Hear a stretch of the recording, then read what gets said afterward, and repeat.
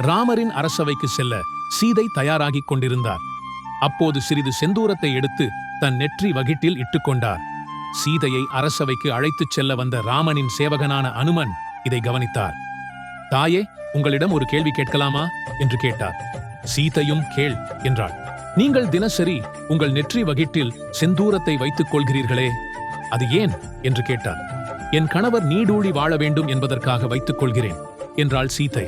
அனுமன் சீதையை அரசவையில் விட்டுவிட்டு நான் இதோ வந்துவிடுகிறேன் என்று கூறிவிட்டு சென்று விட்டார்.